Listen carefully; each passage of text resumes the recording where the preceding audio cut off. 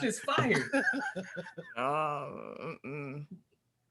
Good thing it's COVID right now. Please hey man, there's people out here still eating flaming hot, so I can eat some Funyuns, goddamn it. I fucked them up too.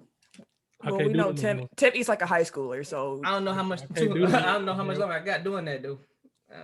Niggas got old and called heartburn and all that shit. Now I can't eat none of that shit. I eat some junk. Your knee don't work tomorrow morning. Like, what the fuck?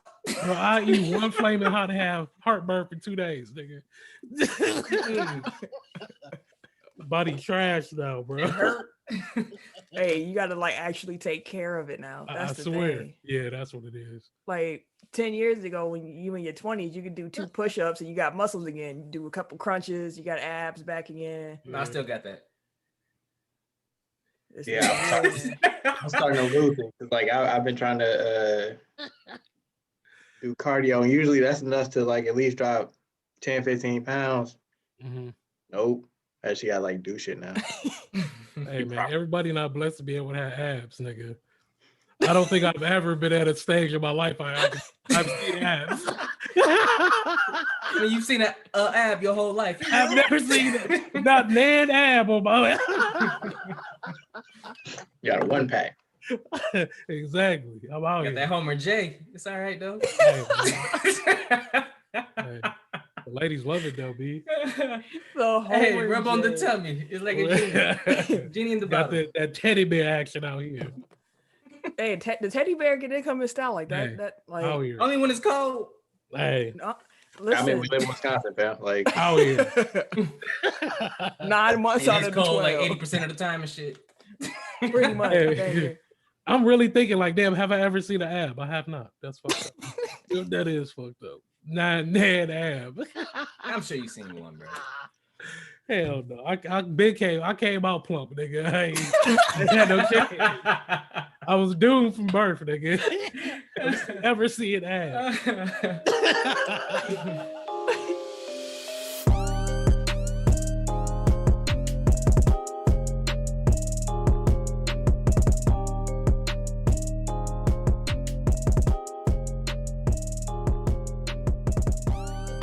Welcome to episode 184 of Technical File, the sports podcast you never knew you needed. And it's your boy, TIMKINZ, the number 3, aka Ass Ketchum, aka Mr. Give It To Me.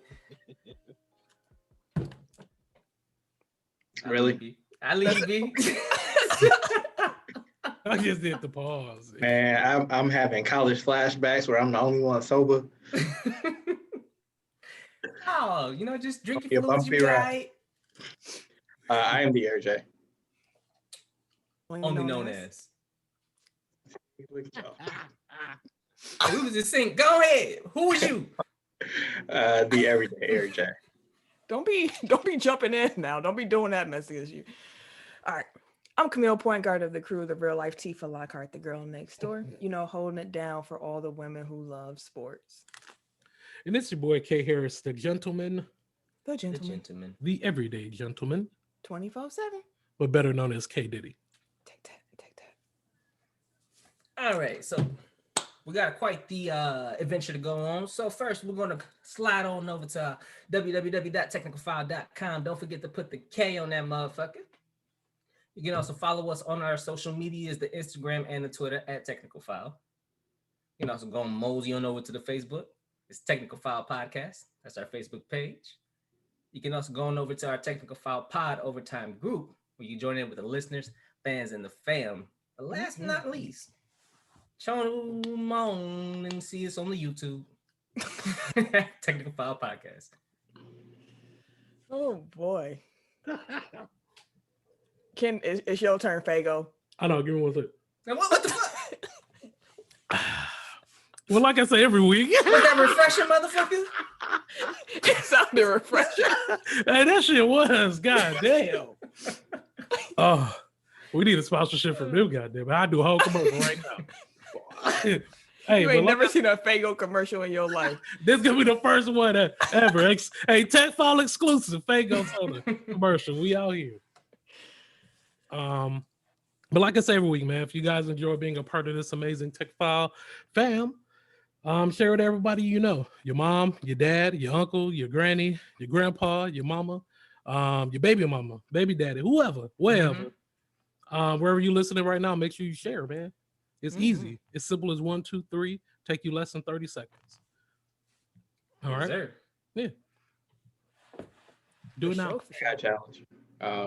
While you're in a sharing mood, put us on some podcasts. Tell us what else you listening to. Like, I feel like if you like this podcast, you got good taste in podcasts. So put me on. Fair enough. Indeed, I like that one. That's a good one. But wherever you do find podcasts, you can find our podcast, which includes Apple Podcasts. Oh, that's about to be the longest shit ever. Google Podcasts. Yes, sir. Stitcher. Okay. Indeed. SoundCloud. Shit. Indeed. Spotify. Indeed. iHeartRadio. Indeed. Amazon Music. Indeed. Yeah, we there too. Amazon Music. Like a player. Woosha. Wooska. Wait, do we have a new one or they ain't cut the check yet? It's a word, dude. The ink hasn't dried yet. Okay, well, it's in the works though. Coming soon. We'll be there somewhere. We'll let you know. But wherever you're listening to this episode right now, while there, make sure that you like, subscribe, rate, review. 5 stars or better. It helps us, and we appreciate it.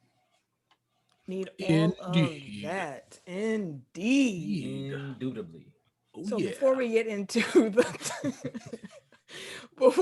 the topics of the week, we want to shout out the top listening cities from the past week, as well as our international listeners. So, fellas, make sure y'all get ready to say y'all what ups, y'all hellos, how you do's. Ready. Number one. The hometown, Milwaukee, Wisconsin. Shout out to y'all being number one. Milltown. That's what we like to see. And I also want to point out that this week Milwaukee was number one by a long shot. So there you go. Shout out. Keep it going. Number 2, Spring, Texas. Okay, Spring, Texas. What Texas showing up early. Always. Early. Number 3, we got Charlotte, North Carolina. What's going on, Charlotte? Y'all steady. I was watching Drumline the other day. P. Pablo. I was singing the song first, and then he was okay. At first, I was like, "Was that in North Carolina?" I was you always jump like 6 steps ahead. It's like, but it all correlated. Once you explain it. If we could just do it in a logical order, sure. it would help us all out. Like your mind jump. Charlotte, goddamn Drumline. Like you got to say the P. Pablo part. I thought North Carolina gave it away. No. No. Like there are a million things about that movie I think about before I get to P. Pablo. That's true. Number 4, Sussex, Wisconsin. Sussex, what's going on? Appreciate y'all. Number 5, we got Miami, Florida. Miami, what's going on? I gotta get to Miami one day, bro. Miami. Number 6, we got Racine, Wisconsin. Racilla, what's going on? Hey, y'all was in sync. That was tight. Number 7, we got Elgin, Illinois. Elgin, welcome. Elgin, hello. Welcome. Like the Baylor. Like the Baylor. Number 8, we got Chicago, Illinois. Chi-Town always there. Chi-Town stepper. Number 9, we got Tampa, Florida. Hey, I know what Tampa is. Probably y'all I know why they here. We know exactly why they here. Hey, that's this week. Anyway. They're gonna be back this week. Like, what was y'all saying last week? They were like, huh? What was that? Yeah. And number 10, we got Brookfield, Wisconsin. Hey, Brookfield. Hey. Raise the roof for Brookfield, Wisconsin. Raise the roof. Raise the roof. Y'all saw the Senate overturn our mask mandate for the state. He overturned it? The Senate did today. Oh, did they? They actually they did. Mm-hmm. We're going to be inside a lot longer. International listeners from the past week included Mexico. Mexico, what's going on? Hola. The Czech Republic. What's going on? That was there last week too, right? Mm-hmm. Yeah, welcome back. Belgium. Belgium. Hello. Denmark, Denmark. Welcome. Hello. and the Netherlands. The Netherlands. Welcome back. Welcome, y'all. Thank y'all for checking us out. And now, let's get into the topics of the week. Oh, wait. Before we do that, sport fact. There you go. All right. So for Tuesday, January 26th, we have a piece of trivia. What is the modern major league record for most runs in an inning? Ooh. 12. Runs in the inning. I'm gonna go 19. That sounds right. Like, I'm gonna say 17. And King gets it. Let's go. Ding, ding, ding, ding. So the Red Sox set the modern record for most runs in an inning with 17 in the 7th inning of a 23-3 pounding of the Tigers at Fenway Park on June 18th, 1953. God, they are pounding. Well, I gotta be a pounding. Right. Exactly. That's what I was like, damn. Right. A pounding. Mighty aggressive. I mean, when you get 17 runs in an inning, It's like that Looney Tunes cartoon. It's like, man, let's just go home. Like, You remember that one when Bugs was pitching and they was just going in a circle, walking the bases I and do. shit? That probably was that game. That's where they got the idea from. And because the show dropped on Wednesday, do you have a sport fact for Wednesday as well? let's see. We have some birthdays. Chris Collinsworth, born on the 27th in 1959, and Billy White Shoes Johnson in 1952. White shoes. White shoes. And where? 1952. Billy White Shoes. Billy White shoes. So on this, Also, happy birthday to my little brother Tyrone. Hey, happy birthday. It's gonna be his birthday on the 27th as well. Bob Uecker. So his birthday's today. Uecker. But on January 27th, 2001, Maryland blew a 12-point lead to Duke and lost in overtime. I don't know why this is not worthy. Oh, Jay Williams scored 8 of Duke's 13 points in overtime. Sure. Jay used to be cold. Man. Like, I'm taking this to believe that nothing noteworthy happened on January 27th, if that's the case. Yeah, no. They can't all be one. All right, let's get into it now. So the Super Bowl is set. It's going to be the Tampa Bay Buccaneers Motherfucking Bay against the Kansas City Chiefs. Tampa Bay. that nigga named Thomas Leroy Brady. Man, okay, so we'll preview the actual Super Bowl matchup next week since we have 2 weeks before the game, and we'll just talk about this past weekend this week. Let's start with the AFC because the Packers is I don't know if I'm ready to open that wound up again yet. I am. I had some time to sit and think on it. Yeah. But the Kansas City Chiefs, they beat the Buffalo Bills 38-24 in the AFC Championship game. That game also featured a very questionable field goal decision. One could even argue that was more questionable than the one in the Green Bay game, but hey. They want, truth be told, they weren't going to catch Kansas City. Them motherfuckers, but the most creative offense and all their damn touchdowns was wide open outside of like the run plays. Like, man, you the one who thought Buffalo was gonna win. I know. I don't know why. I know. What did you think you were gonna see? Go have a better shot, but actually, Kansas City defense wasn't playing bad at all. Kansas City defense really stepped up. Of the year. Like, especially off of like, well, Josh Allen forced it on his interception, but they were playing pretty good, and for them to be able to contain a Russian quarterback like him, like I was shocked. But shit, what you gonna do with you got the whole track team? You got a whole fucking track team. They got a whole fucking track team, bro. McCole Hardman take off the fucking. If not him, Tyreek Hill skedaddling 90 yards. Like, bro, and you got Kelsey in the flats. Kelsey, the coldest wide open since Pete Gronk. I mean, they got fucking weapons, bro. Like, it was a shit. It went the way I thought it would. It would. Like that's the outcome I expected. I expected the game to look. Yeah. Buffalo got a little chippy at times. I didn't expect so much. I mean, it doesn't surprise me, but I wasn't going into it thinking like they're gonna be kind of beefing during this game, but got chippy. But yeah, shout out to Kansas City. Shout out to them Chiefs. Shout out.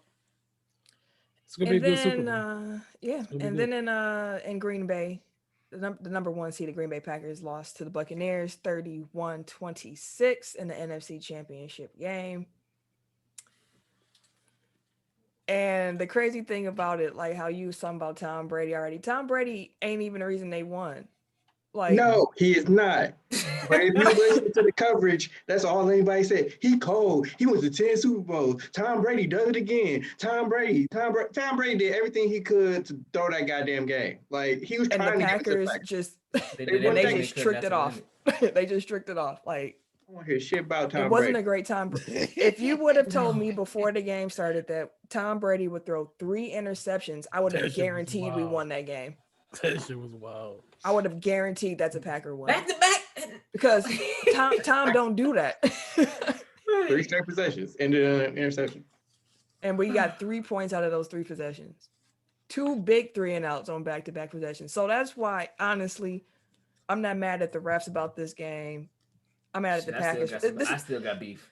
This is one of those games where it's like, you just didn't execute. You just weren't good enough. Like, literally, that's what it came down to. From Kevin King getting cooked. He was getting cooked. Barbecue Sullivan. Don't forget Sullivan. Sullivan has I, out there getting to it too. I am at the beginning of my soliloquy, sir. I mean, you actually threw me off my rhythm. Now I forgot where I was at. I was about to start rolling. I was about to get the anger was building, and you just chopped my anger in half. That anger ain't gonna go away. He think about that secondary and how they got their ass blasted. Oh. But no, they made too many mistakes. You cannot do that. You in the first half. Oh, I was on Kevin King. That's where I was. So just getting beat last week. We talked about how we did not want to see the Packers come out in the zone defense, and they did not. They were playing man. And they were playing it terrible. Like, Tom Brady saw Kevin King, he saw Sullivan, and he saw Jair. He said, "Where Jair is at, I will not go." But them 2 niggas over there, that's free game. He was feasting. Immediately. He was feasting, bro. Dude, for the first 3 throws, I was like, God damn. I'm like, bro, y'all playing bump and run. I'm like, bro, they 6'3" receivers. I was like, damn. How you playing bump and run? I think Kevin King is a tall corner, but Sullivan was getting his ass blown up by Godwin. Blowing the fuck up off the line. I was like, what are we doing? It was disappointing to see that coverage. And then the inexcusable right before halftime. First of all, it should have been an interception. That you practiced that in practice. Like, Sullivan. I don't think that was Sullivan. That wasn't Sullivan. 25, I think. It was I can't missed the easy interception. Started with that was Sullivan. No, it started with an R. It was not Sullivan. It was somebody else. But like, he just like he whiffed on it. Like, they did the slow-mo and he had his hands out and the ball was coming and he just like brought his hands in, but the ball was still like a foot in front of him. It was like went right through his arms. Right through. I'm slow as hell. So that would have presented 7 points. Redmond, Will Redmond, that's who it was. Could have prevented 7 points right there. You catch that. And we go into halftime. Tom Brady don't get that that touchdown because there was no, like, how do you let the receiver get behind you, Kevin King? But anyways, y'all played terrible. We go into half. Safety over the top. Man, then you go into the half. You start off terribly. They score another 7, and then you start your comeback. Aaron Rodgers sitting there telling the defense, like, hey, get a stop, do your job. And they went out and did their job. And then the offense didn't do theirs. Like, it was one of those days. Like, Adams dropped a touchdown. We dropped a 2-point conversion in the hand. Like, Aaron Rodgers missed MVS on the seam. Like, it was like, you can't win that way. You can't win that way. So even though they were able to fight back and get in a position to be able to win this game, which is impressive, it just goes to show the talent of this team. They still couldn't do it. Like, they couldn't do it because at that point, then the ref stepped in. And then it's like, God, that's frustrating. Like, We did fight back, but then the ref took it away. It was the proper call. It's just that you ain't called that the whole game. And they missed the holding call. A few of them. No, the one on the same play. On the same play? Oh yeah, that one. Yeah. On the same play. It's tough to see it. It's tough to see a season end on a call. Mm-hmm. If you go call one, call the other one. But the Packers should never have let it got to that because they should have been up. Like, that's all I gotta say about that. I'm gonna give them motherfuckers a little bit more blame because I hate the fact that they didn't call a lot of shit. Think about it. Our players was complaining the entire game about getting face masks, the helmet-to-helmet shots that they was taking. They weren't calling any of these roughing the passers. I mean, illegal, unnecessary roughness. Mm-hmm. They weren't calling that shit. Those are 15-yard penalties that we could get for more yardage and better field position. That took away from us. There were plays where we got flagged or Aaron Rodgers interception where it's clear as day. So yes, that's why we're frustrated at the last play, but there were also opportunities that was taken away from us because they did not call anything. And it was more so away from us because it wasn't too often it was on them. So I still give them more than that because we could have been in better positioning had they gave us some of those plays. Okay. But I don't refute that it shouldn't have came down to that last play. I mean, I get what you're saying. And like, yeah, sure, they definitely deserve. They didn't play as well as they could have. They had clear, like they drop passes led directly to, or cost them 13 points directly. Like you drop a touchdown that you end up getting 3 points off of. You drop a 2-point conversion, like in your hands. And then that not catching that interception led directly to the touchdown at the end of the half. So, like, yes, 13 points were left on the field, like, off top. Mm-hmm. But at the same time, like, I don't think that Tampa Bay necessarily deserved to win. Like, Packers beat the team did. Neither team executed well. Like, so then it does come down to officiating, in my opinion. Like not Tom Brady, what's dude's name? Troy Aikman, all game, he's like, man, they're really letting him play. He's really, refs are just like letting the guys decide. It's like, yeah, until like the most pivotal point of the game, and then now we gotta get this flag off, bro. Like, call that shit in the second quarter if you're gonna call it in the fourth. That's all we ask. It was a clear hold, though. I do have to like. What? Sure. Like it was like Kevin King reach. Like it was like, God dang it, Kevin. Like again, like I get it from his perspective. It was like they ain't been calling this all game, so fuck it, I'm gonna get away with it. I hear you. And he had been getting beat all game. So like I get it. I'm just saying, like, it was a very blatant one. Like it wasn't one that you could at least have been like, well, maybe he didn't see it in real time. Like, no, you saw it in real time. Like he really did that. But they lost. Again. They did. And it, like, definitely it's not excuse making. Like they lost. Like they got lost. beat. They got the Right, so you can't take the ball out your quarterback's hand by not going for it on fourth down. You can't do that. That one I don't have as much of a problem with. Like it wasn't necessarily his explanation because he's like, oh, like he had his explanation, which it wasn't his. But it's like I would rather go for the win than play for a tie. Like because touchdown, 2-point conversion, that's tie game, go to overtime. Like if you're like, I want to win this game in regulation, like that's still an aggressive decision. So I hear you. 3 plus the touchdown. So and that's you giving the ball back to Tom Brady. Correct. But even if you went for it on fourth down and you didn't get it, they got the ball at they 8. That's not the time taken off for the kick return. Possibly, even if dude, I don't know why dude slid like that, but even if they take the time off for the kick return, they didn't deserve to win. Like they did everything that they could. Like they were blowing it, but that's precious time back. Even if we didn't, and that's good field position for our defense, who was getting the stops, and you still got your 4 timeouts in essence because it's going to be over the 2-minute warning mark. He should have went for it. I agree with Tim. Again, I can like, they do the whole win probability calculations or whatever. Like they're saying like. Kicking the field goal in that situation was actually the more advantageous decision. By like 0.5. It was wasn't like, but even then you could say it's a toss up. So I'm not gonna say it's like a. Even then, it's Aaron Rodgers. He makes the impossible happen a lot. You have an MVP right A there. lot. And that's the strong suit of your team. And on top of that, like Matt LaFleur, his thing is all gas, no break. Like that's what he always says. All gas, no break. And when it come down to it in the NFC Championship game, you hit the brakes. That's what I don't like. Like don't make that your mantra and preach that you're gonna be, advantageous in that way. When I just saw a coach on the other side do that, like Arians, like he was sitting there acting like I don't have another shot at this. Like we are like go for it. Like just try it. And that was the frustrating part about that touchdown at the end of the half too, because it's like they were going to punt, I think. Then like they were lined up to punt, like the play clock was winding down. He calls timeout. And they're like, you know what, fuck it, let's go for it. And then they get the first, and then they get the touchdown. So, like the one time you need to be playing preview defense. They don't. Yeah. Patine got to go. He for sure got to go. Also, I think Kevin King played his last game.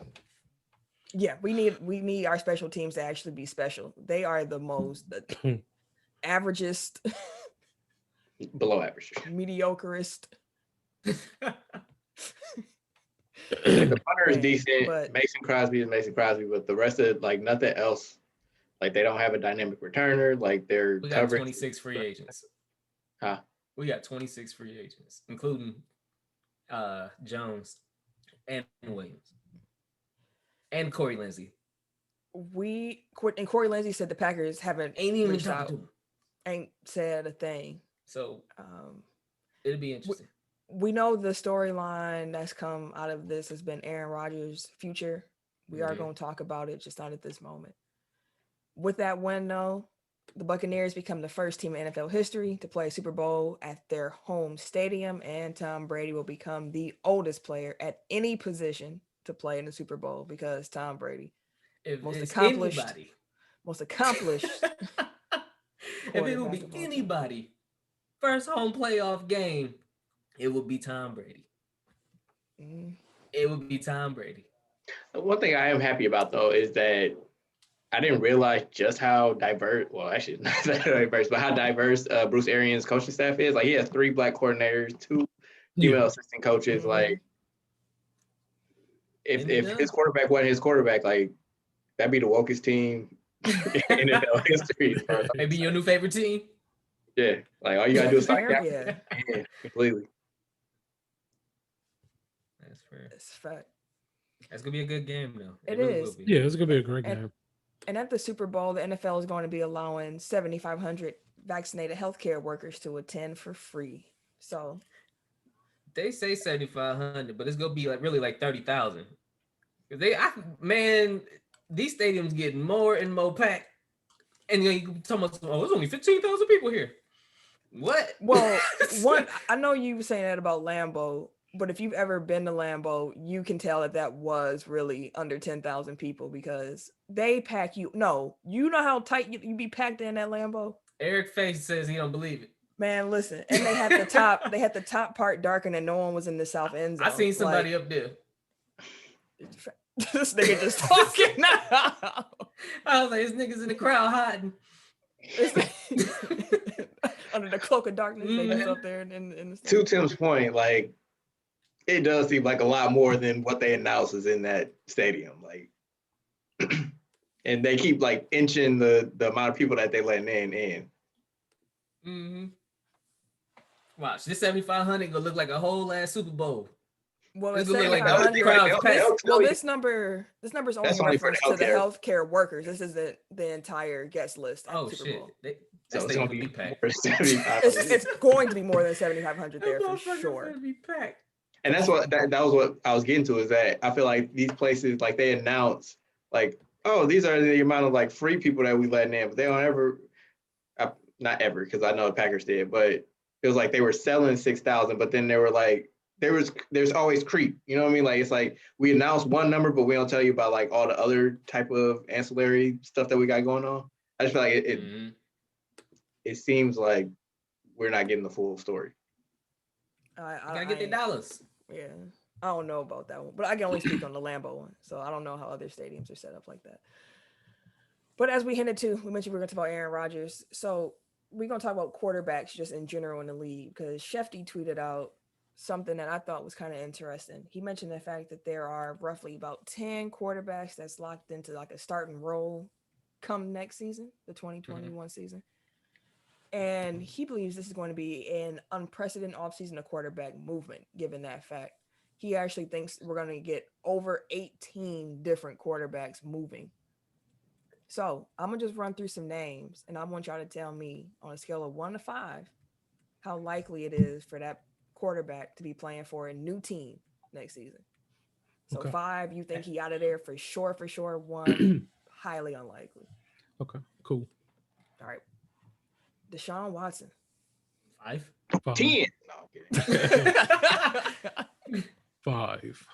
Yeah, we've talked about that. I'm gonna say 3. I still think it'll be hard for them to part ways. No, he said he good on that. He trying to go. He got to go.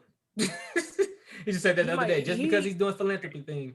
Hey, it's interesting to think James Harden said the same thing. Jimmy Butler said the same thing, and they both came back and at least played until they got traded. So I know it's a different sport. I'm just saying, like, people be like, I'm done, and then they don't get the deal that they want. They said, but they said I'm done at the beginning of the season. He's saying I'm done at the end. So he might actually be able to get some movement there, because if the risk you take there is he doesn't show up. Like what Desean Watson does this summer might be able to spark something in the NFL that we haven't seen before in regards to like player empowerment. Like if he actually sits, I mean, we saw like Le'Veon sit a whole season. Like we've seen players try it before, but Deshaun's a star quarterback in his prime. Never seen this before. So I mean, he'll probably get his way. I mean, Jamal Adams kind of kicked that off. Yeah, and apparently he wants to play for the Jets. That's his number 1 team, apparently. So interesting. Wow. Oh, because of the coach. I saw that. Never mind. Yep. Aaron Rodgers, scale of 1 to 5. 2. 1, I guess, since I can't say 0. 2. Why you say a 2? So you got a little like, like he could. I don't know. I think he might. I don't know. He might try to pull a fast one on everybody. Make y'all think it's sweet. And they be like, "Hi, I want to leave." And they be like, "Oh shit." Well, the only reason why I'll give you credence to that is because this new contract talk that kind of popped up today. Like, we just resigned this man 2 seasons ago, right? I think so. Sure. And he's here to 2023, his contract. But now all of a sudden, because he's making less money, it said because he's making less money than the current starting caliber quarterbacks, even though he's MVP caliber, he was looking for a new contract now. And I'm like, I wonder if that's the spark to, oh yeah, we just couldn't come to an agreement, and I'm out. I actually think the complete opposite in regards to the contract. I actually think that's good news for the Packers, because if we're being completely honest here, Jordan Love is not going to be a starting caliber quarterback next season. He was playing 3rd string reps last year. Like he's going to play by Boyle. Like, so his time is not going to be here for at least another 2 years. Aaron Rodgers' current contract ends, I believe, in 2 years. So in these last 2 years have like unguaranteed money. Let's say, because what it sounds like to me is that Aaron Rodgers just wants that security. Like, hey, let me just get the security. We know this ain't going to be a long-term scenario here, but if you can give me some guaranteed money, I guarantee you're going to get some more like MV play. Like it's going to be no problems. That's all I want is that security aspect. But the positive for the Packers actually doing that, other than making your star franchise quarterback happy, is the fact that you might actually be able to get more cap room to re-sign one of the, like some of those players you might not have thought you could before, because now you can move that money allocated to Aaron Rodgers into a signing bonus real quick. Boom, clear some cap off and make some things happen. So honestly, I hope they do restructure his contract. Like, do that and help. Like that could really help the team out. I hope they do what you're talking about.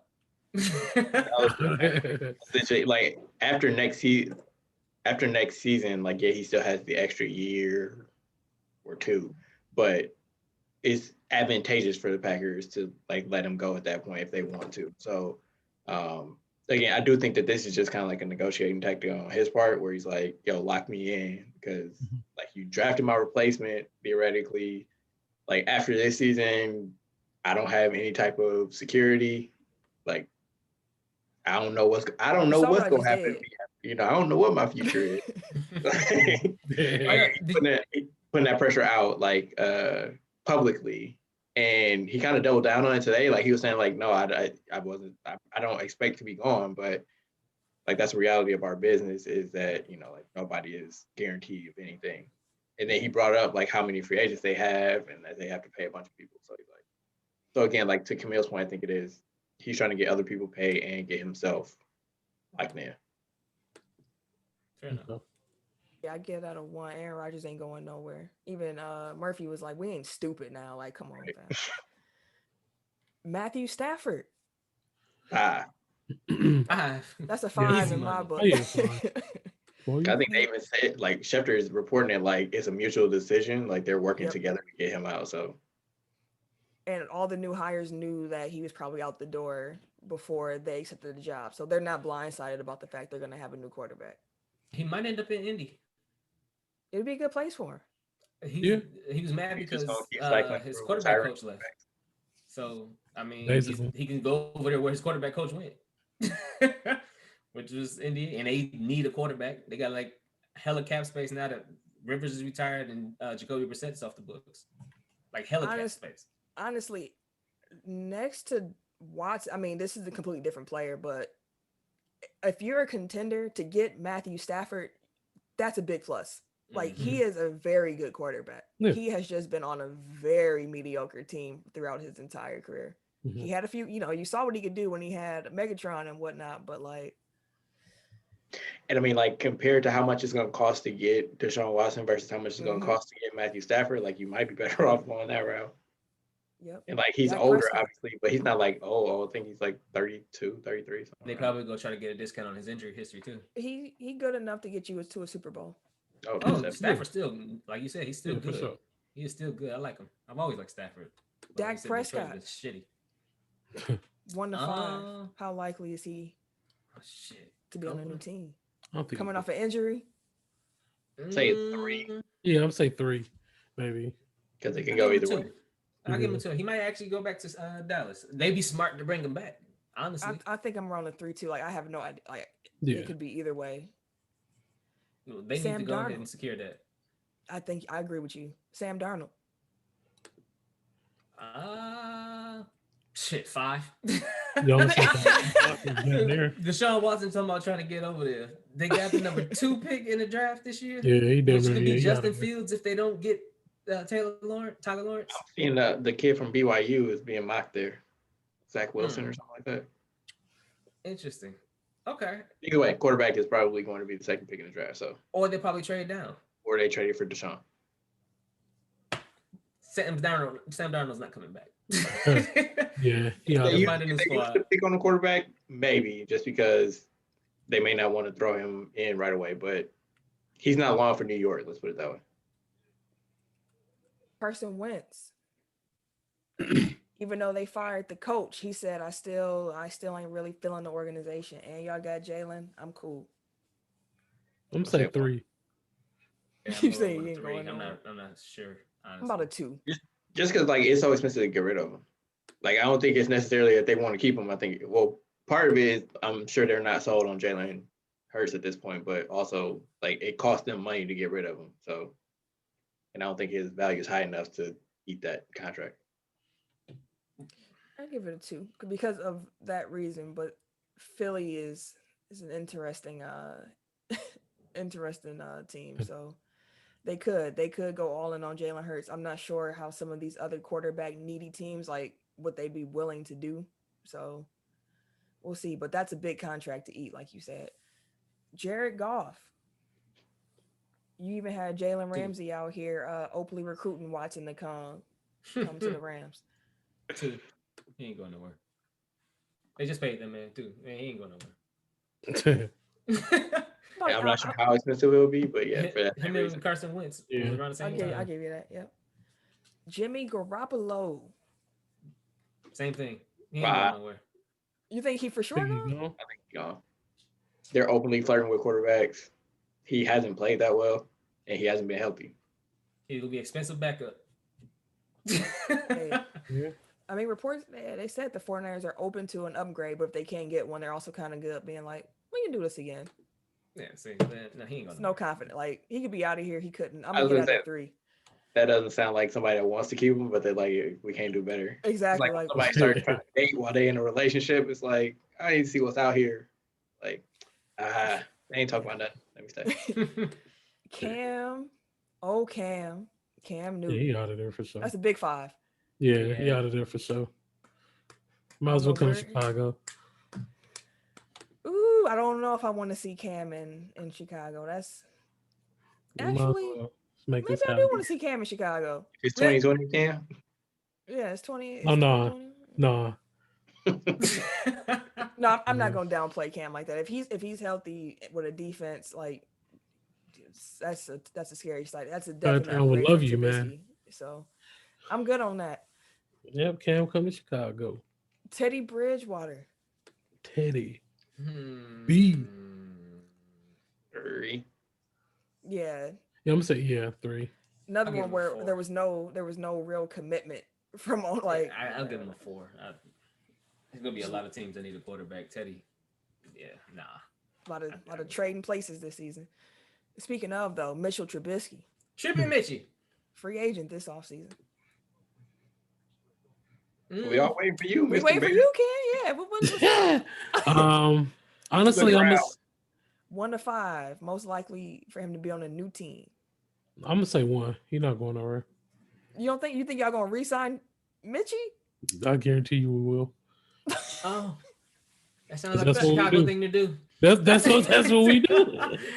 That would be That's what we do. ugly.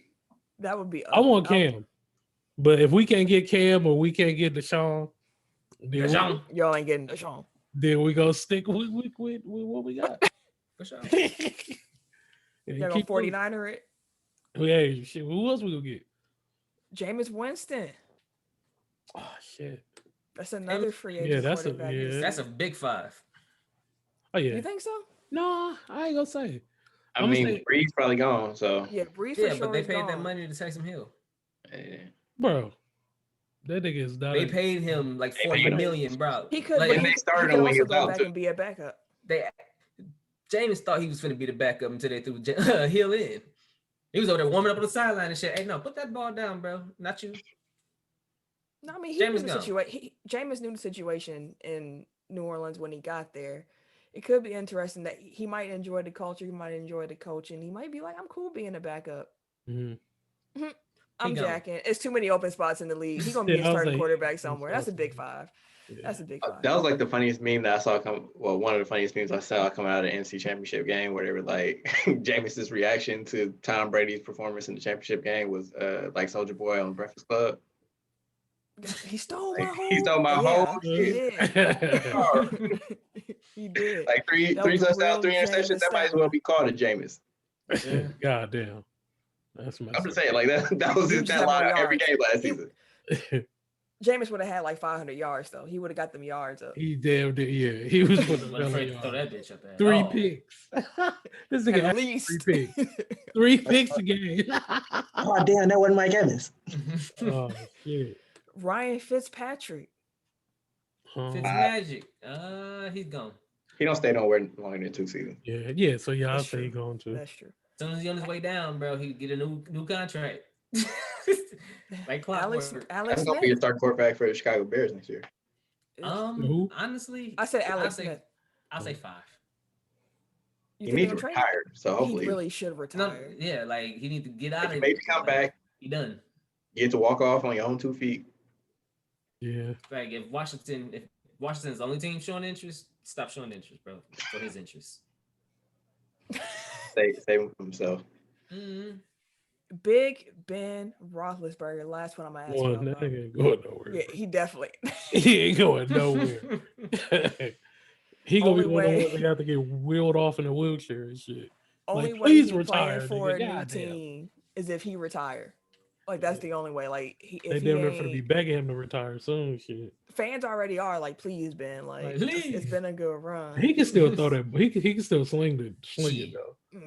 He was slinging that bitch. More than Drew compared to Drew Brees, but Yeah. Yeah, he Ain't can the same, sling it boss. further than Phillip Rivers, but I mean, What Like, Phillip that ain't Rivers the gonna do, same. man? Phillip Rivers got all them kids, man. What he finna do? it ain't what it used to be, It's Dude all got right, 21 though. kids. By the time it's undefeated. man. But before By we the go time. into the next topic on the list, we do want to just pay respects. Just want to say rest in peace to Ted Thompson. Mhm. Rest in peace to Hank Aaron. Yes, ma'am. And one just came right before we started. Siku Smith from And see who NBA TV, Oh damn. NBA.com. Mhm. Apparently, it was That's COVID. like it was Wow. COVID for Siku. Like wear a Just saying. mask, y'all. Like Please. this Yeah. whole it's been a year, dang near. Like, For real. but just pay our respects to their loved ones and their families. Real quick on Ted, Because like I feel like he's been so maligned within the Packers fandom for so many years. Like he built you a perpetual contender. Got you a Super Bowl, but people still hate him for, what he did, quote unquote, to Brett Favre on the way out. Like we just talked about Ben Roethlisberger and how people were like begging him to retire. Like that's essentially where Brett Favre was at that point, and you had Aaron Rodgers waiting in the wings. Like I don't understand if you were trying to move on and didn't have, your next 15 years obviously mapped out, but like he got way too much hate. Like his draft and develop worked. Like yeah, it wasn't fun on first day of free agency. Everybody else is spending money, and your team isn't about to.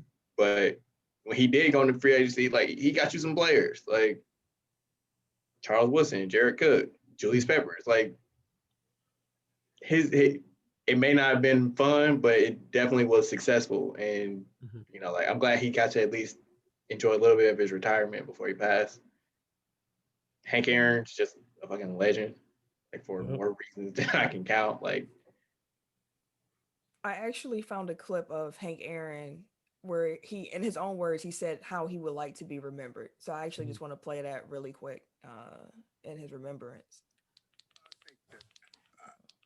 Well, I think that I want to be remembered as someone who was able to forget about baseball, play the game the way it's supposed to be played, but forget about baseball, but be able to help mankind, help other people, really to do things that necessarily would help people that didn't have the ability or the know-how like I did, So I want to be remembered as saying, not someone who hit 700 home runs or someone who had a 300 batting average, but someone who did a little bit more than this, that, did some other things to help mankind.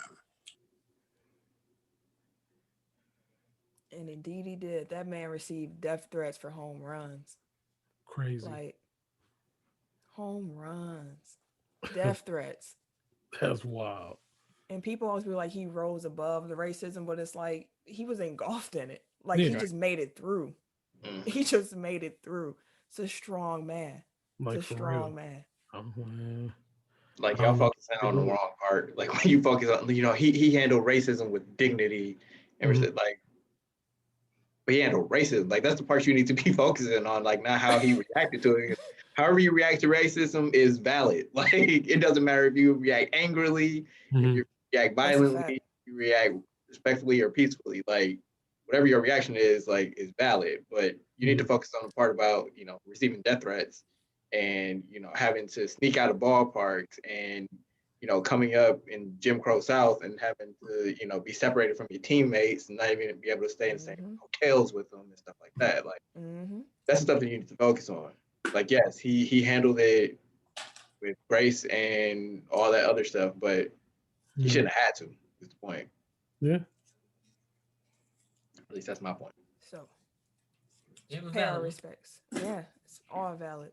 Some great men. We lost some great men over the last few days, truly. But to come back up, we want to shout out Steph Curry, Warriors point guard. He passed Hall of Famer Reggie Miller for the second most made three-pointers in NBA history after he made his 2,561st career three-pointer. in that game. And it was beautiful. It was. He's been hitting some beautiful. Like Steph has just been hooping. Like he's been out here hooping. Bro. Ever since he took them braids out, he been good. It's probably I hate the little braids, but I do too. I hate them. It just looked like his head hurt, and I don't like them braids at all. Braids garbage. I hate them braids. Thank you for taking those out, Wardell. I appreciate that. Oh, he was mad about. Well, I don't know. He was Did mad. you see that? The reporter. That reporter. Wardell, look. What the fuck? He said, "Excuse me, motherfucker." I don't hear my dad on his phone. You better watch who you talking to. And then it was a dumbass question. Why is Oubre so good at putback dunks? He was like, because he good at them. What the fuck? Like, you just wanted to say that man name like that. That was Marcus Thompson though. Like they. Oh, so they cool. Yeah, they cool. That was hilarious though. His face. Like, But Steph getting closer to Ray. He's probably about 400 or so off. So he'll have that next week. Hit the rate. And on top of that, Curry caught Miller in record time. Like it took Reggie over 1,300 games to reach 2560, and it took Ray Allen, a little bit over 1,000 games. People like, dang, Ray. Mm-hmm. Steph got there over just a little over 700 games. So, hey, man started shooting them threes at an unforeseen clip early. He ushered in a new era of basketball. But green light. Heard you at half court. What the fuck is this? 3 of the greatest shooters you gonna ever see. So I want to know, game on the line, which one of them 3 you taking? You taking Ray? You taking Steph? Or you taking Reggie? Game on the line. You got Ray. That's my boy. You want Ray? Curry. I'll take Curry. You down 2 or down 3? Let's say you down 2. Ooh, does it make a difference based on that situation? Yeah, it does. Then you can get a 2 or 3. Yeah, I'm definitely picking Curry though. I still get 2. Ray. You down 2. We'll say that. That motherfucker was clutch, bro. Absolutely fucking amazing. My head is saying Steph just because that's the highest percentage, but he's also small, so you can't get his shot off against everybody. Reggie Miller 6'7". I was like, Reggie Miller was. I hated that much. I know he's easy to hate too. He is really easy to hate. And he got an ugly jumper, but that mug was cashing. Yeah, he used to cash that. I used to hate that shit. But Reggie. But then again, Ray Allen did hit one of the most clutch shots we've ever seen before in the history of basketball. I'm talk myself out of it. I'm gonna go with Steph just because he can get his shot. He can create a shot for himself. Like Reggie Miller, you got to run off a bunch of screens. Young Ray could probably create for himself, but he was dunking on you. God damn, it's a hard question. He was fading away on your ass. This is he was still pulling from half court too. Shit. I'm gonna exile Reggie just because he can't create a shot as well as the other 2 can. 27-point a game, Ray. Yeah, I think I'm going Ray. I'm going Curry. Hey, honestly, I can't blame you. Whoever you take, right? And whoever you pick, I'm gonna be like, that's tough. Like, I get it. Like, I get it. You can argue any of them. Ray was always one of my favorite players, though. One thing that was cool about Steph passing Reggie's record is that Reggie came and congratulated him. Like, he made sure to crash his Zoom and had his baby, and he's just like I salute you, like Steph, keep doing your thing so that when my little one grow up, they watching a real shooter. I keep doing your thing. It was really cool to see, and it was in big contrast to what TNT be doing. So I'm gonna let Ken talk about Shaq and Spider. So there was an awkward exchange between Shaquille O'Neal and Donovan Mitchell during a post-game interview. Did you? Okay. So I should have found the clip, but Shaq has. I can find it. Hold on. I thought one of y'all had it already. So pretty much, he said that Donovan Mitchell doesn't have what it takes to be a superstar or to take his team to the next level. Mm-hmm. And then he said that in the studio. I got it for you. To make sure that he was there, he made sure he said it while Mitchell was on the air with him. He was like, I'm just let you know real quick. So I got it for you. Hold on. Here go the clip, and here we go. Mr. Shaq, I said tonight that You are one of my favorite players, but you don't have what it takes to get to the next level. I said it on purpose. I want you to hear it. What do you have to say about that? All right. That's it. That's it? All right. That's it. Very cool. I mean, I've been hearing, Shaq, I've been hearing that since my rookie year. You know, I'm just going to get better and do what I do. Good. At the end of the day. Well, that's what I want you to hear you say. Love your game, brother. Keep it up. Shaq said it like he trying to start a fight. Right, what? What you gotta say, my guy? All right. Right. Like, I'm just not a fan no more. Like, The fuck? All right, bro. The way I read what did he want? the way I read it is that he's trying to like motivate him by like, I'm doubting you, so like go prove me wrong. But it's like if you don't have that relationship with that person, who is you, nigga? like, who is you? I'm trying to coach you. Bro. You nigga ain't say fuck you on live TV. Right. You bitch. Which one of them shot the A that was just on TD? You think he shot that text? I mean, I don't know. Like, again, like it doesn't seem like they have like a pre-established relationship for him to be saying that like as a motivating tool. Like to me, it just comes off as you trying to say some shit for TV.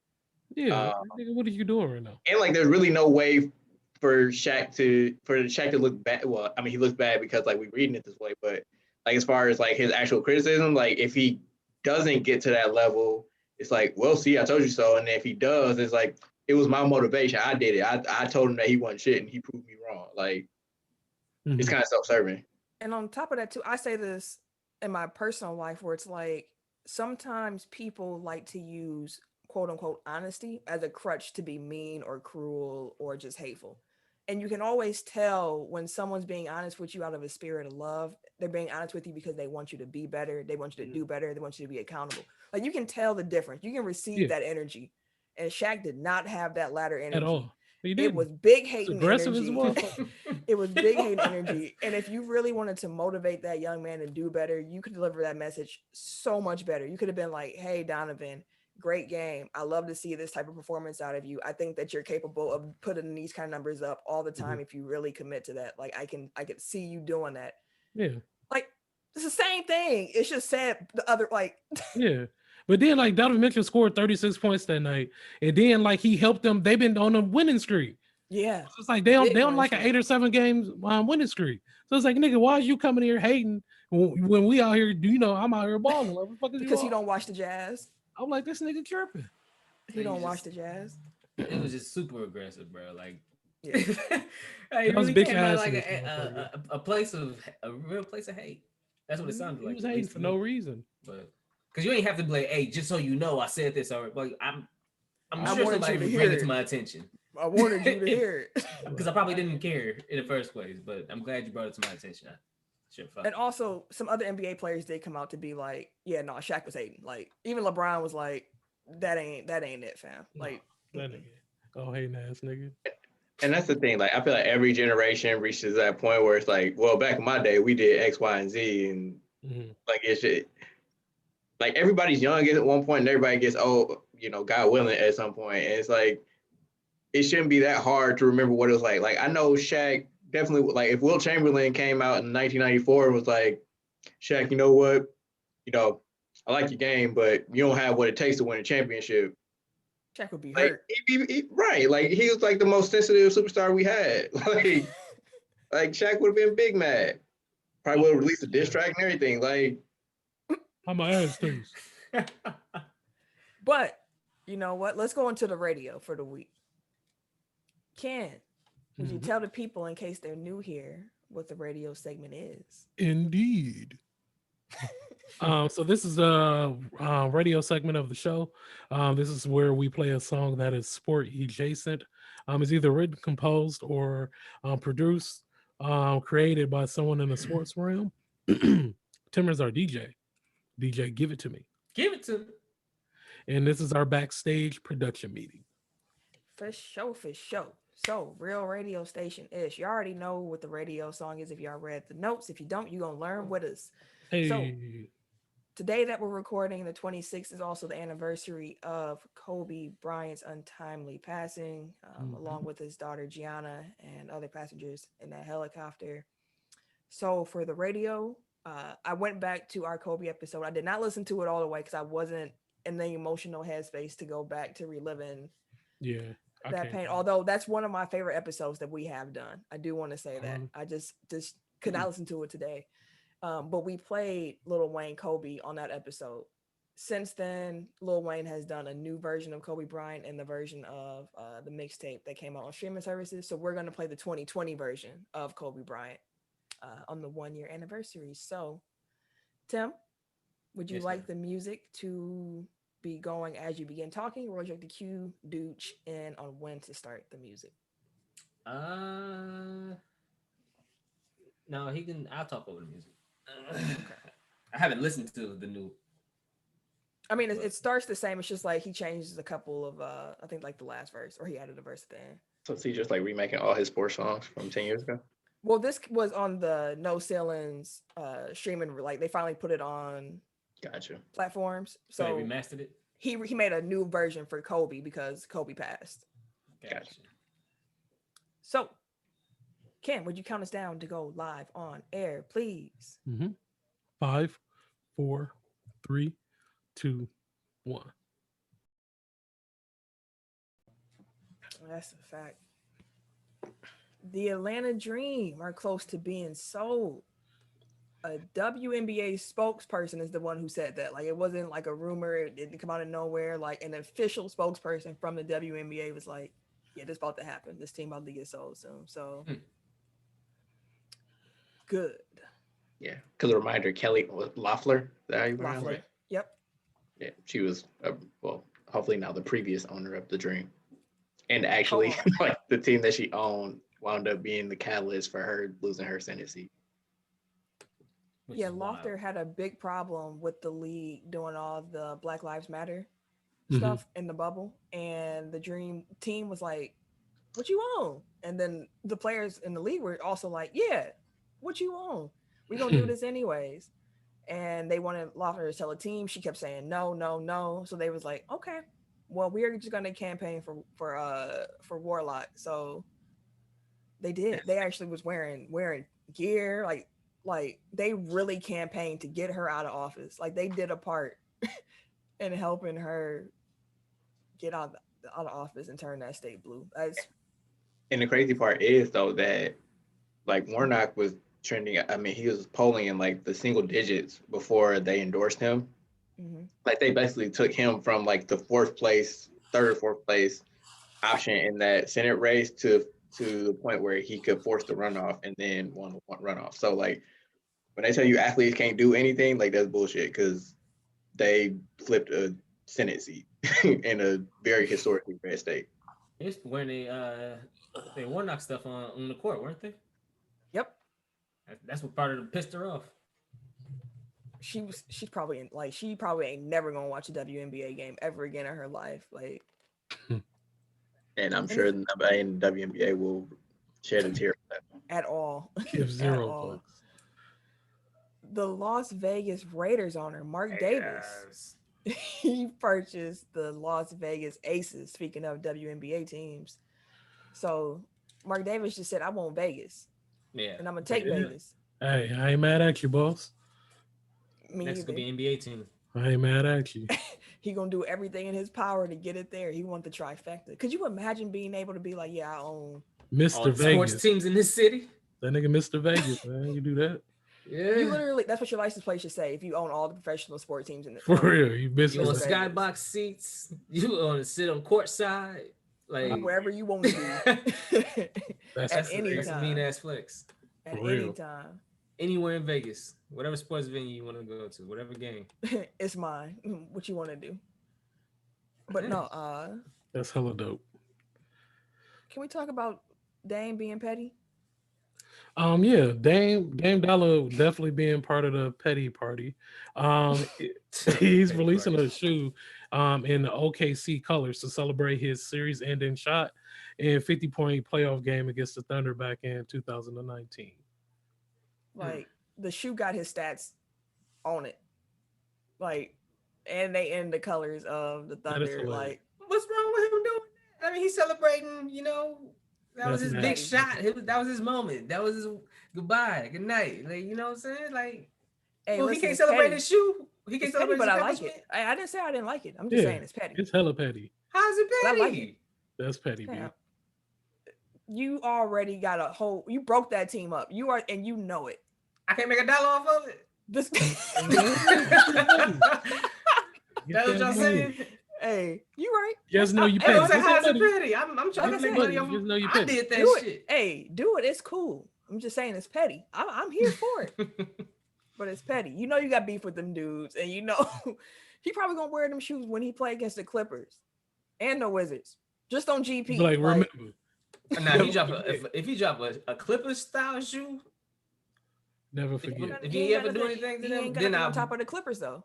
Yeah, I said if he ever do anything, If he ever do anything.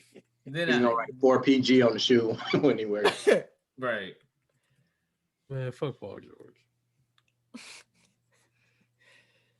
Hey, you always gonna be on that. I respect it. Yeah. To this day. To this day, fuck him. Is he an all-star this year though? Huh? Is he an all-star this year? He's playing at a very high level this year. He's shooting over 50% from 3. Or at least he was. That man is not missing right now. I've been seeing what he's doing a little something over there. I've been listening. I've been peeping. Been doing a little You be something. peeking over? I be peeping it. You be doing a little something. Fair enough. Do you think we'll have an all-star game this year? Well, the NBA and the NBPA, they're discussing the possibility of playing all-star game this March. One of the possibilities include playing a game in Atlanta, home of Turner Sports, and donating the proceeds to HBCUs and COVID relief. Oh, that's dope. I mean, they gonna make money off this too. I mean, but donating to the HBCUs, I mean, you can do that anyway. They could, but Yeah. we know how that shit go. Hey, let's just make a game so we can donate some shit. I take half, y'all take half. Like That's all I need to know. That's my problem though. Like, and this has kind of been their MO basically since Adam Silver took over, but they wrap their bullshit in like altruism so that like you can't really, like it can't be too heavily criticized. Yeah. Like the bubble was about making money, but you know, then it's like, oh, we're gonna do the Black Lives Matter on the court. We're gonna do like the social justice messages on, you know, it's a business, right? Like at the end of the day, it's a business. So like, if you want to do like your naked capitalism, you know, make as much money as possible, I get it, but don't bring extra shit into it. Like if you're trying to insulate yourself from getting criticized about having an exhibition game in the middle of a pandemic season, like you just gonna have to take them lumps. Like don't try to be like, oh, well, we're doing it because we want to support HBCUs and COVID relief. You can do that anyway. The flip side to that too is that they could have this game and just keep all the money for themselves anyways. Like they don't have to do nothing. So the fact that they are planning to contribute some of that money, although they could literally just cut a check. But they're doing it to shield themselves. That's what I'm saying. Like, yeah, like if they kept the money, like I kind of respect it more because it's like, okay, you just want it because you want to get paid. Like, and I get it. Like other people are benefiting from it. So like that's what I'm like doing that. Like, but at the same time, it's like do it because you want to, not because you're trying to deflect from this other shit. Honestly, I'm at a point where I really don't care your necessary intention behind it if it's going to be a benefit. Don't stop using black people as props to make your shit look better. Hey, that for sure, but I don't know how we got there necessarily from where we just were. So I'm adjust. Y'all motherfucking I was like, it's HBCUs though. Like you using that. Oh, like you want to, you know, like support historically black colleges and universities. Just do that. Like, don't use that as like it's making us look good because like that's why we're doing the All-Star game because we want to. You know, continue our social justice things that we so did with players. If they frame it more so like, no, we doing the All-Star game, but we also gonna add this on instead of we're doing the All-Star game in order to, with that suit. Yeah, okay. That would satisfy me a little bit more. Okay. Like separate the two. Like donate to HBCUs and then do whatever bullshit you want to do. But don't make it contingent upon. Well, if we do the game, we're gonna do this too. So it's okay. I'm happy HBCU's getting money, even though I didn't go to one. I wish I did in retrospect, but I do. That's one thing I regret. I wish I would have won too. I probably wouldn't have made it back. I said all the time I wouldn't have made it back. Because these PWIs, boy, I tell you. What a journey. So real quick, we're gonna run through some transaction and personnel news. So NFL. I started with NFL. 3-time Pro Bowl tight end Greg Olsen announced before Sunday's NFC Championship game that he was gonna retire. And then at the same time, he said that he will join Fox Sports NFL coverage as well. So in the same announcement. So, hey, look, I quit and I got a job already. That's a smart man. That's a smart thing to do. Quit when you got a job. Wait, so I didn't see the pregame show. Like, is he gonna be on like that panel? Because they already got way too many people up there. Like, is he gonna do a pregame? He just said I was joining Fox Sports coverage. Okay. Yeah. Also, speaking of retiring, Phillip Rivers, he's retiring as we mentioned earlier. He's been here for 17 years. Now, don't get me wrong, Phillip. He had a decent season. He just never couldn't get there. But I always enjoyed Phillip and his ability to not be able to cuss and pop out all these babies. Yeah. He'd be out there razzle you all game, flip flap. He gets you with the Ned Flanders all game. But it was cool. Swear, big Ned Flanders energy from Phillip Rivers. If you've never heard Phillip Rivers mic'd up, go listen to Phillip Rivers mic'd up. He definitely hits you with all the Ned Flanders. But no, it was a good career for him. It was a good time. He had a good run down there in Indy too. You son of a biscuit eating bull. You mean that? Right. Exactly. Hit you with all of that. You lit liquor. I love that commercial. Also, my favorite commercial on TV right now is that Scoop. There it is. You would. Scoop. There it is. Hey, her pops came through the door like, oh shit. At first he walked in like, what's up? Her husband was like, what are you doing? Then after a while he was like, you know what? Yeah, this is my song too. Like, yeah. Wow. I love that. And a surprise to a lot of people, Dwayne Haskins, he ended up signing with the Pittsburgh Steelers. They were like, oh shit, you got a job quick. But maybe it could work out for him. Hopefully it does, because he wasn't bad in college. He was really good actually. So hopefully a change of scenery, getting over there with Tomlin, maybe it'll fix him up.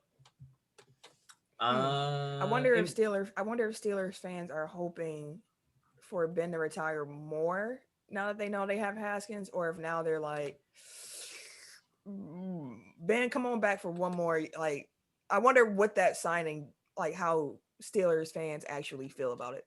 If any Steelers fans are listening, please let me know. I'm very curious how y'all feel about that. NBA. So the Cavs traded 2019 first round pick Kevin Porter Jr. to the Houston Rockets for a heavily protected future second round pick. If you remember us talking about Kevin Porter Jr. in the past, he had a J.R. Smith moment throwing food and shit at coaching staff. So Cleveland had to get him the fuck up out of there. But that's a nice flyer on a team like Houston, because he may get opportunity, change the culture. Houston's culture is really interesting to me right now with the dudes they have in their locker room. It feels like it's changing. Like, it has changed. It's completely changed. I'm just saying it's an interesting locker room that you got over there. I don't know if I have words to necessarily describe that culture in a way that might not get me sued or something like that, but it's interesting. I hope they succeed. It's a bunch of real niggas in that locker room though. I was trying not to say it, but like any given Sunday in that motherfucker. It's a bunch of real niggas in that locker room. You got John Wall, you got Boogie, you got PJ Tucker. John Wall for to bring this back and shit, doing the dance. And then you bring in Kevin Porter, who just got in. Like, I hope it works out. It's an interesting culture they got down there though. Like, I hope it work out. I hope the real niggas, the OG real niggas are like they got this. Like, the OGs got to be real OGs on this team. Sheesh. Good luck. They got Sterling Brown too. Like, come on, man. This team is a bunch of real, like, don't try to fight the Rockets either, because you're gonna lose. Yikes. Also, real quick, the pick is top 55 protected, meaning that it's likely to never convey. So they just like, hey, here, take them, bro. Like, pretty much. Yeah, we're good. Injury news. Celtics rookie Peyton Pritchard is out at least 2 weeks with a sprained MCL in his right knee. Washington Wizards guard Russ made his return from injury on Sunday versus the Spurs. His first game action in more than 2 weeks after he had a quad injury. He did not look great in that return game, but he also hasn't played basketball in a few weeks. So yeah, he's been out for a while. He's on my team. I'm glad he's I'm back. gonna excuse him on that one. Conor McGregor got knocked out at UFC 257. Boy. I haven't been able to find the clip of Dustin Poirier actually. I haven't actually seen. I've seen it everywhere. I keep seeing it like after he on the ground and he laid there looking like a mean, like just A mean- He got a shell mean ass shocked. 2-piece, dog. Like a mean ass 2-piece. I'm trying to find it. And McGregor was on the way down. He was looking like Bernard on the way down and shit. I swear he did. Yeah, He's that's like what on he the got. mat looking like that. And then as soon as he hit the mat, he caught him again, clean, boom. I'm like, he ain't moving. It was over. It was over. He hit that motherfucker so hard. I was like, so Oh, here's shit, the yeah, wild here we part go. about it. Dustin Poirier and their first fight was McGregor's launching pad for his superstar.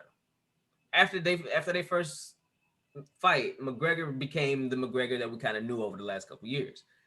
This one in turn could be the same for Dustin because now they saying that he's in like the best shape he's been in, and Khabib was saying before even these the last two cards was like, hey, y'all got to show me something tonight if I'm gonna come out of retirement to defend this belt.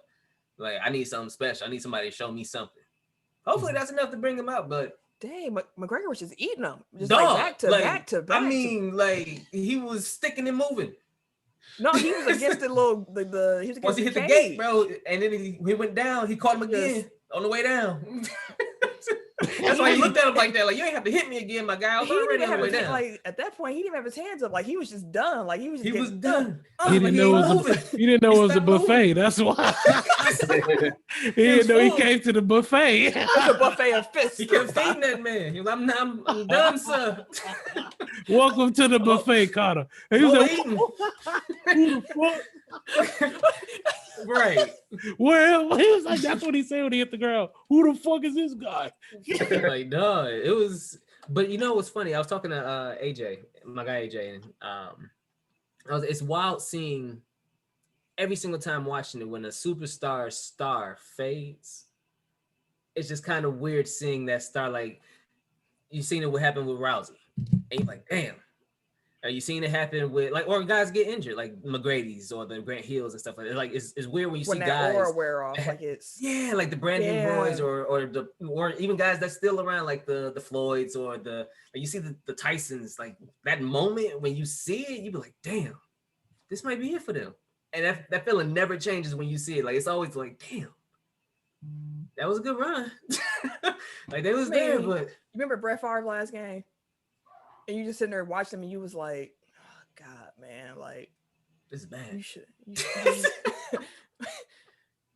man, like you be sitting there like this is it. Like this, yeah, I'm done. Like you can't do this no more. I mean, we just saw with Drew Brees like 2 weeks ago. Yeah, it's like, always sad. It's that's always what I said. The feeling never changes. It's like, you damn. You're right. Every 'Cause time it's you see that always sad. star just fade away. Because I was definitely watching Drew Brees, like, dang, you can't pass to that nigga. Like he right there, Drew. Like wide open, and he was gone. So when you was gone. like Drew Brees be out there looking like, dang, he open. Right. Wish I could get it to him. Like that's You took off on that, my guy. You was there. Wish I could have hit you. The 2021 National Baseball Hall of Fame had their vote. Ain't no new candidates coming through. Nobody got the 75% that they needed from all the ballots to make it. So no Roger Clemens, no Kurt Schilling, no Barry Bonds, no Sammy Sosa. Slim Sammy.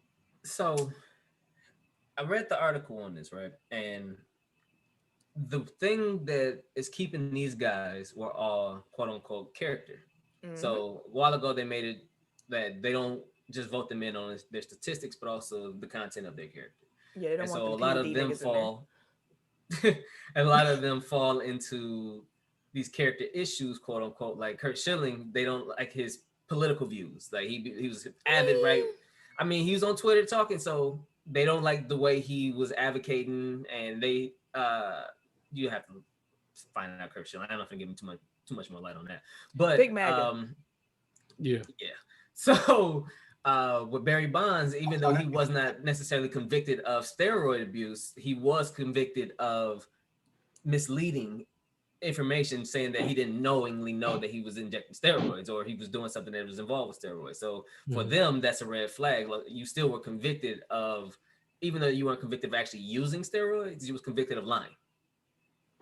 So Barry Bonds falls under the steroid category. So does Mark McGwire. He's not in. Like you said, Sammy Sosa's. And then next year you got Big Papi and A-Rod coming up. Both of them linked to steroids. Like, are we never going to see Big Papi and A-Rod in the Hall of Fame either? Listen, if Barry Bonds can't get in and that's why, then no. Like, if anyone is going to be getting in who you like, Barry Bonds needs to be in the Hall. And Roger Clemens too. Don't forget him. Yes, and Clement. But it's like, it's crazy that Schilling, even though he was like egging on the thugs who invaded the Capitol, he still got more votes than Barry Bonds to get into the Hall. Like, they really standing on. And Roger Clemens. Like, dang, y'all. Like, Roger Clemens misremembered. He was guilty as fuck that day. Yeah, he he was. Do you remember?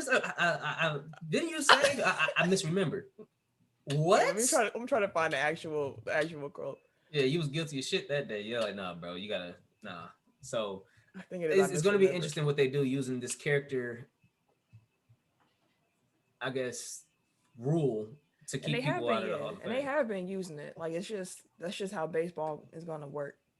It's kind of disappointing to me. Like, I'm not saying that PEDs are acceptable or anything like that, but also I'm saying, like, everybody who take PEDs don't be good.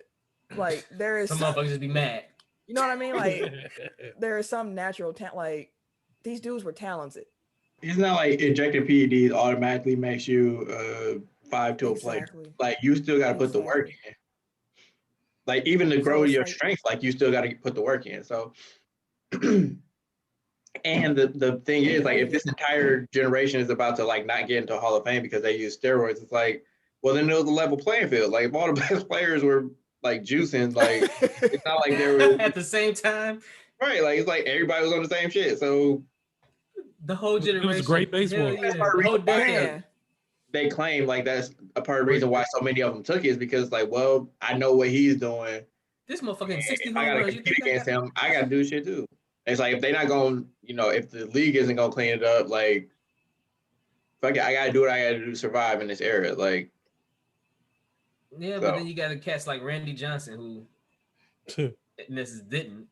Maybe, but who argue like, dog, nah, like, I did it on my own.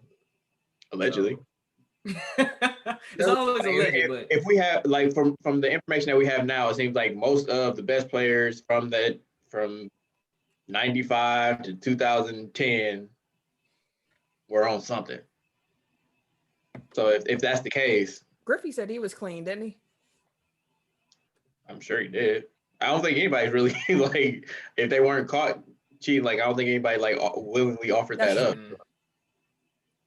That's true. I know. Griff was nice. But Griff was clean. I mean, like, Barry Bonds never tested positive. We will see some people. Yeah, we will see some people getting inducted into the Baseball Hall of Fame since the 2020 ceremony was canceled. So those gentlemen will be getting in this summer, but no new entries. The Royal Rumble is this weekend, WWE's first Big Four pay-per-view of the year. As we have made customary on the show, we're going to give Tim a minute to pitch us on why we should watch the Royal Rumble, why it was going to be interesting. So, Tim, setting the timer up. Oh, my phone was making it disappear. Okay, cool. And go. So it's the WWE. It's actually one of my favorite WWE pay-per-views. The Royal Rumble is always full of surprises. So you got the 30-man Royal Rumble, where you can get anybody from old school legends to come back out to the debut of brand new talent you may have never seen before, or from independent circuit. But the Royal Rumble is always a fun time. You can make drinking games out of and things of that nature. Same thing. There's a women's Royal Rumble as well if the men's one don't suit you. So you have old school legends coming back as well with that one. The winner of the Royal Rumbles, of course, is the number one contender for whatever belt they choose. Also for this one, you have the return of Goldberg for those who are fans of WCW. So Goldberg is going against Drew McIntyre for the WWE Championship. Who asked for that? He said he was next, so he got next. Drew McIntyre beat the brakes off of Goldberg, bro. We'll see. It's Goldberg, so he better not win no damn title, bro. Tune in and find out. He did. McIntyre just came back from COVID to lose to Goldberg. Fuck that. Fuck that. And that's time. That's trash. I got another reason for them to watch. Check out Royal Rumble pool. So yeah, we'll be posting something later this week, but basically just respond to the post. Let me know what you want to enter. The gist of it is everybody gets assigned a number. If the wrestler that enters at your number wins the match, you then win a prize. A prize. They get a swag package. Swag package. For sure. Free to enter. Just again, like you just gotta let us know, and we'll give you a confirmation. So you'll get the official list before the start of the match, or before the start of the pay-per-view, I should say. And Bad Bunny's doing Booker T. Hey, that shit lit. And Booker T gonna be out there with him too, ain't he? Can you did it? He gonna do the spinneroonie and shit. He gotta do the spinneroonie. He has to. spinneroonie. If he doesn't, I will be disappointed in that performance. He gonna come out there. That's gonna be lit. Speaking of WWE, they have been acquired and will now have their content streamed on NBCU platform, Peacock. So the partnership was formed on Monday. They will be exclusive to Peacock starting March 18th. Wait, let me rewind you real quick. When he's saying they, he's talking about the WWE network, just Correct. in case you didn't know. Not WWE proper. Right. The WWE network has been acquired by Peacock, and they will be debuting on Thursday, March 18th. But in that, I guess, merger or acquisition, they kind of screwed ESPN or pissed them off, so to speak. Well, word on the street is that ESPN was looking to acquire WWE. Disney. ESPN is part of Disney. So they were going to move like some of the WWE pay-per-views or start streaming them on the ESPN Plus platform. But because they weren't included in this merger with Peacock, ESPN has now stopped showing all the WWE shit. And yeah, that's a gang war. That's it's Disney versus NBC. Like that's all that is. They both wanted the same thing. Disney lost out and said, you know what? We don't need you can't even be on ESPN no more. We taking your whole little sub channel down. We make no more content. They haven't even updated it. It's still up. They just ain't updated it. Big mad. So big mad. But good for WWE, I guess. Sorry. And also, ESPN. if you have a WWE network account, it will transfer over into the premium Peacock account. Oh, good. So like that's kind of cool because I already had the network and I didn't want to buy Peacock, but I also love The Office. So now I get to be able to watch The Office. So it's a win-win. Also, it's a smart move for WWE because now there's gonna be other eyes who are gonna be like, is wrestling on here? And then they're gonna be like, oh, what, Royal Rumble? Oh, what? And then they're gonna end up watching old stuff. So I can understand why WWE would definitely make that move. So good stuff. So March 18th, is that before or after Mania? Before. The first pay-per-view that's going to be on Peacock is Fastlane. Because Mania's in April. Mm-hmm. That's crazy. You got Peacock, so you get to watch WrestleMania. You know how much we used to have to go through as children to be able to watch WrestleMania for our parents to spend the big old 50 on the pay-per-view. Oh yeah. But before the network, how much were we paying for? Shoot, it was like 80 or so. Yeah, they got like $80. We were splitting that. Come in with 10. Just throw 10 on that pay-per-view for my cable bill. Appreciate you. But yeah. The University of just imagine like 10, 15 years from now, like telling our kids about cable. It was like, you did what? Or the black boxes. What? Y'all used to wait. Black box. Well, it was cable. Woo. Some COVID news. The University of Michigan Athletics is suspended, and it was suspended by the state health department for up to 2 weeks because there was a positive confirmed case of that COVID-19 variant that came from the UK. The UK. So that's not good. The new variant is approximately 50% more transmittable than the standard form of the virus. So that can lead to a faster spread and potentially an increased number of cases. So not great that variant's over here. And Wisconsin just got rid of the mask mandate. But alas, here we are. Also this week, the Miami Heat. I wish I could tell you. What is the mask mandate hurting? It's a little strip of cloth across your face. Like, and it's cold outside. Like, you want to have a mask on. Like, unoppressed people want to be oppressed so bad. Like, and it ain't fun. It's actually a real. That's what your mind. Like, you just feel crazy. Gaslight. Yes, a lot of gaslighting. But starting this week, the Miami Heat, they're going to be allowing fans into the games because why else? Because COVID's over. But fans can only get into the game if they get past the screening process. And that screening process in Miami involves coronavirus sniffing dogs. How the fuck? Hey, wait, y'all train some dogs to sniff out the Rona? Yes, they have been training dogs for months. You train dogs to do that? I mean, dogs, their sense of smell is so strong. Corona has a smell though? The guinea pigs. Listen, they said the smell like dogs the have Rona? They I didn't even know it had a smell. That's fucked up. You train the dog to sniff out Corona. I mean, they train dogs to sniff out all kinds of stuff, explosives, but not never a disease or something, a sick illness. Like explosives have a distinct smell because of like the phosphorus in them and shit. Like that's weird. Okay, and that's crazy. Like you can't smell, but coronavirus makes it so that you can't smell, but then they can smell you. Like, this is just guinea pig testing. Now I'm really thinking because I couldn't smell when I had it. And I was like, damn, I wonder what I smell like now and shit. But I was bumping. So can't nobody tell me what I smell disgusting, like. Bro. Can't nobody tell? I'll shower it all the time and shit. But this dogs can pick it up. I guess you can smell shit. I don't know. I mean, dogs can sniff out too much stress. They also have had dogs be able to sniff out things like low blood sugar and even certain cancers. Like dogs have been trained to do things of this sort. It's just interesting that it's a business as being like, yeah, we got Corona dogs. Like again, we'll be in line and dogs come this shit like, really nah, work. boss. I don't know. Try it out at the stadium. You can look it up. Like there have dogs that can sniff out certain they get trained to do it. I'm not a vet. Look, you can Google it, but they can do it. Yeah, it definitely isn't new. Like it's been since pretty early on in the process too.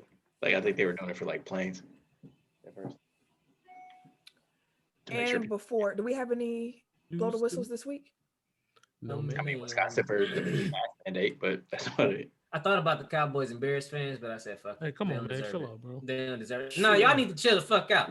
I'm so sick of you motherfuckers who ain't even sniffed an NFC Championship game. You ain't heard even me a say championship. nothing. Ain't even a championship I ain't game. said nothing. Ain't even a championship game. I have not said nothing. Not even one. The first motherfuckers to come out and say some shit. The first ones. I ain't seen the first ones. And then the only thing they got to say is, oh, now you want to catch with us. Y'all been begging for us to lose for weeks.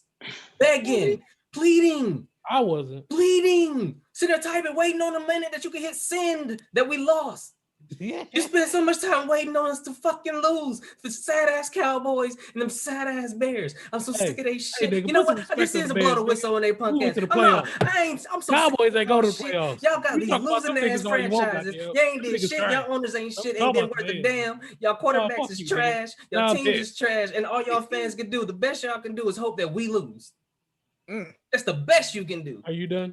Because every season, you know your team gonna fail like a motherfucker. And you ain't got no hope, no end in sight either. Are you done? Because you know your ownership and team is still the same. They operate the same every day, every year, every week. Because y'all take them L's every year, every week. Done? Y'all just every single time. So and the first thing out your mouth is an L that we took. Y'all watch Super Bowl at home too, nigga. We in the same boat. Now we are. Now we are. But for the last 3 weeks, guess who y'all been cheering on and watching? Hey, we went to playoffs, goddammit.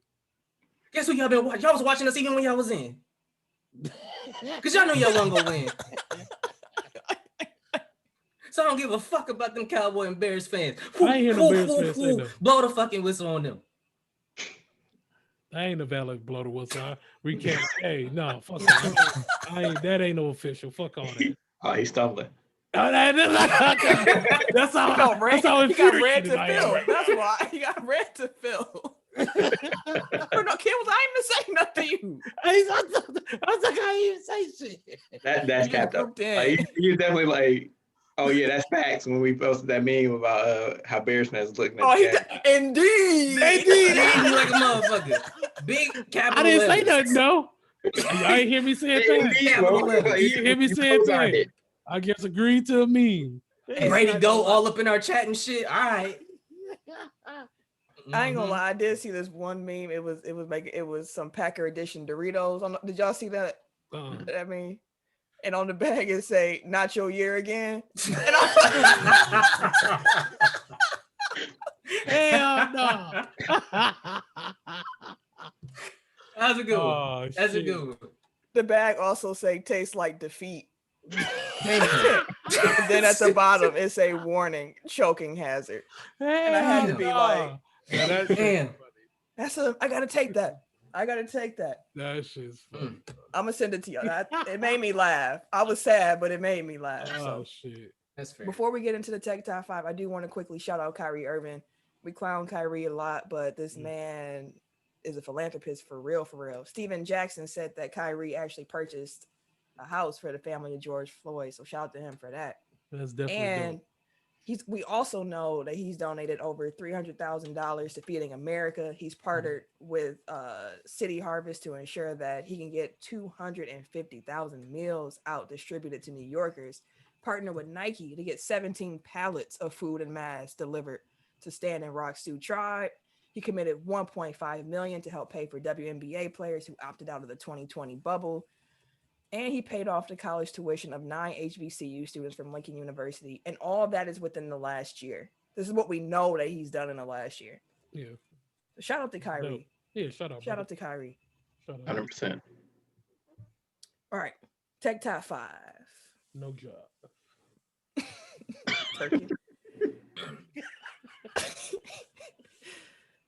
Last week's Tech Top 5 was best NBA ball handles.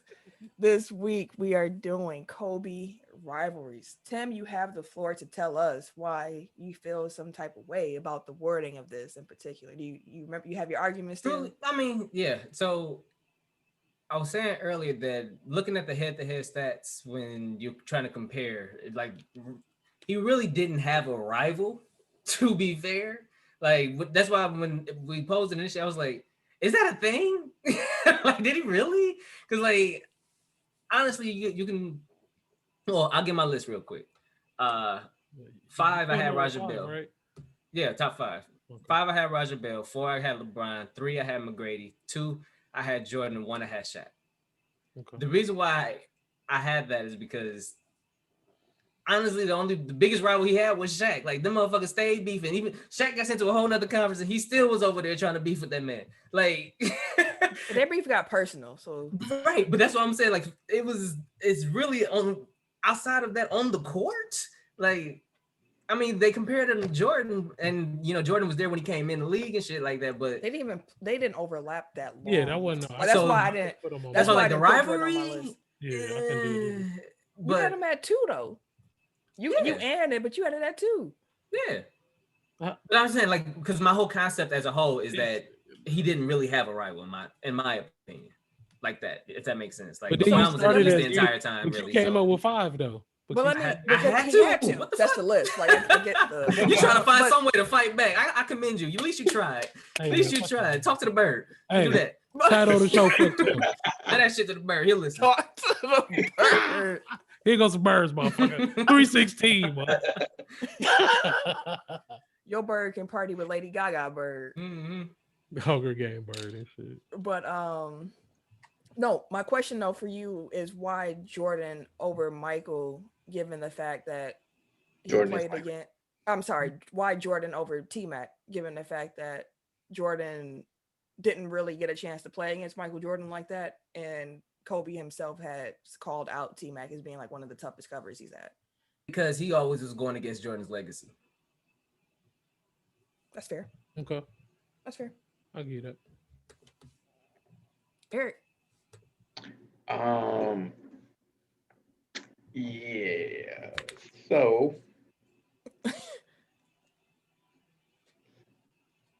obviously I've come up to this moment like trying to figure out how I want to order my list. Like I have my 5, I just don't know where I want to put people. 5, I'll go with Ray Allen. Like this is super one-sided, but Ray Allen thought it was a rivalry, so Kobe treated it He like did. a rivalry. And he took every opportunity he had to bust Ray Allen ass. I mean, they met in the finals. They were, rivals within the Western Conference for years. They came out the same year. Like, I don't know. It was valid to me. 4, I'll go with Tim Duncan. And that was more of like a legacy thing. Like, I just feel like because their careers overlap for the most part, like, even though they didn't play the same position, like they still were like going accolade for accolade, essentially. Mm-hmm. And I feel like, their place in NBA history is about the same. It just kind of comes down to personal preference, really, like when you try to rank them. And obviously, like they fought for Western Conference supremacy, like basically the entire 2000s. So we go there. 3, I'll go with Iverson. Similar to Ray Allen, like they were the same draft class. They're like they met in the finals. 2 of the best scorers of their generation. The Philly thing was always weird with Kobe coming back to Philly and Philly loving Iverson but hating Kobe, even though he was kind of from there. Like I just always felt like there was a little bit there. And like they kind of fought for like alpha dog status in the NBA. Yeah. Like over the course of their career, like who was more influential. 2, in the shocker, I'm gonna go with Shaq. For all the personal reasons that we named, like they were teammates, and then like it was all about like one-upping each other for the rest of their career after that. And 1, similar to like what Tim was saying, I'm gonna go with Michael Jordan just because I feel like that's who Kobe thought was like his number one. Like that's what Kobe's always chasing. That's who motivated Kobe to be better. That was just like he wanted 6 because Mike had 6. Like everything that he did was essentially like catching Jordan. So to me, like That's that fair. was his That's number fair. one in his mind, even though they didn't play against each other. That's fair. That is a good argument. And that's part of why I have LeBron James on my list. Although they had more time in the league at the same time, they also didn't play each other that frequently. We never got our Finals. our LeBron Kobe finals like we should have. So I'm actually calling an audible on that because y'all had a good argument. I'm going number 5, Michael Jordan. I'm gonna put him at 5 just because overlap wasn't necessarily there, but y'all have great arguments about the legacy aspect of that. So I'm gonna give him that nod at 5. Number 4, I got LeBron James. As I kind of mentioned, like they were literally just like the 2 best players in the league at the same time, and they were always talked about in the same breath. They got the little commercials together, like LeBron and Kobe. LeBron for not making it to that finals. Shoot, I don't forgive LeBron either when he got put out by Dwight and them. Yeah. Shoot. But for sure, LeBron on the list. Number 3, I got T-Mac. I got Tracy McGrady. I mentioned that during Tim's while getting his argument about Mike. T-Mac just it was a tough, like it was at one point that was a real conversation. T-Mac or Kobe, who you got? Who you got? T-Mac or Kobe? And for a little while, T-Mac was the answer I was going with. Like I won't lie or rewrite history, but T-Mac Kobe was real. Number 2, I got Paul Pierce. And I have Paul Pierce on here. Paul Pierce isn't necessarily like Paul Pierce knew he wasn't as good as Kobe. He might not have ever admitted because Paul Pierce, but he thought he was good. But he knew. He wouldn't be Paul Pierce if he thought he wasn't. And it's heart of hearts that he can't really mess with Kobe, but man, they battled. Like you said, he thought he was his equal, and he stepped up every time they played, and it was always entertaining, especially when you had them finals in there. You add in the fact that it's Celtics, Lakers, like it was just something special about watching them two play against each other, even though Paul Pierce is the most overrated legend of all time.